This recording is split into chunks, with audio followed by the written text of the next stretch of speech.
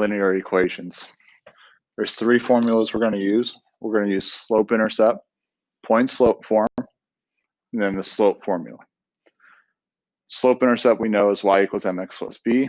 Point-slope is y minus y1 equals m times x minus x1. We'll be using each of these to help us out. Now, we'll be using those to help us out, but I want my final answer in slope-intercept form. So I want y by itself in the final answer. You ultimately need to find the m, or you ultimately need the m and the b to write the equation. So let's take a look at some examples.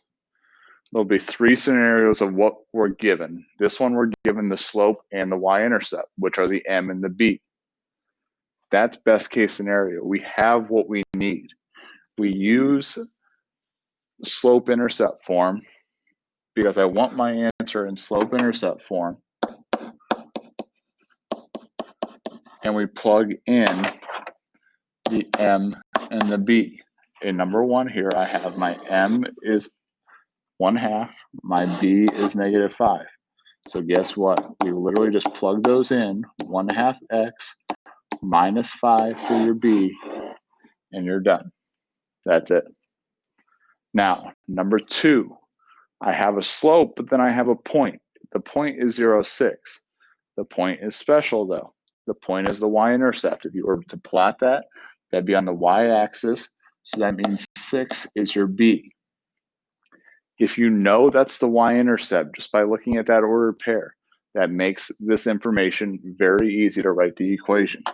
All you do is you take those two pieces and you plug it in, y equals -2x plus 6. And that's it. That's our answer. This is best case scenario. Now, you're not going to see too many of those though. Next scenario we're going to have is where we're given a slope and a point. I'm asking you guys to use point-slope form on this slide. Next slide, we're going to use slope-intercept form. So when we're looking at these two examples here, I'm going to do two examples using point-slope form. We have our m.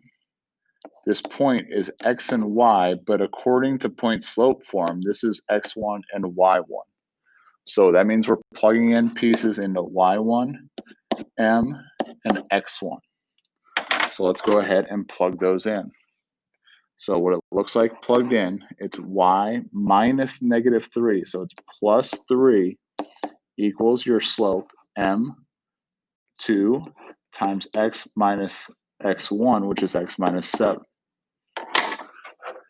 You then start getting y by itself. We need our answer in slope-intercept form, so you got to get y by itself. So we distribute first.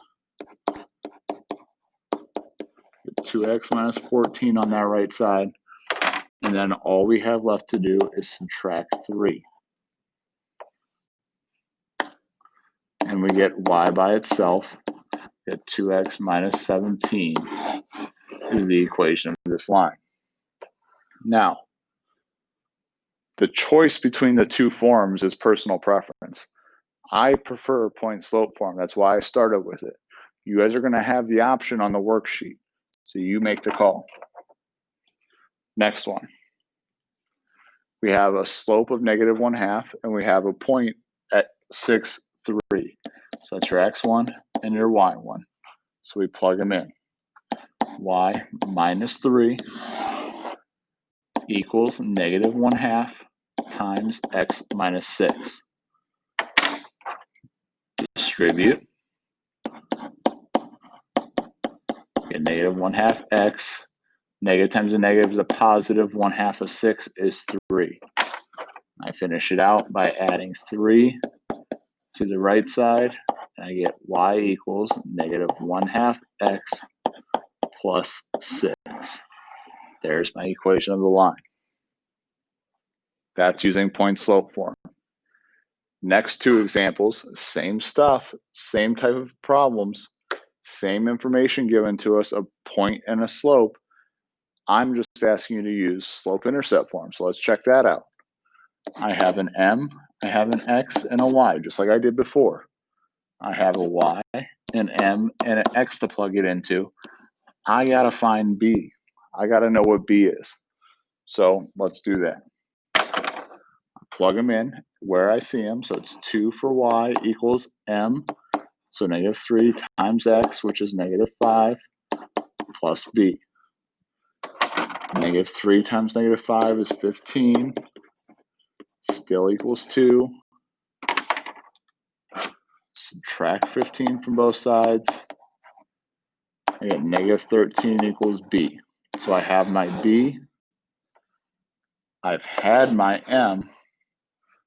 I do what I did a couple slides ago and plug them both in to find my final equation. It's -3x minus 13. There's our answer. We're doing the exact same thing here on this second example. Using slope-intercept form. So you have your x, your y, your m. Plug it in as you see it. 2/3 times 3 plus b. Fractions are going to work out nicely. Don't worry about those. 2/3 of 3 is just 2. Plus b. Subtract 2. Negative becoming more negative. We get -9 equals b. We have our b. We've had our m.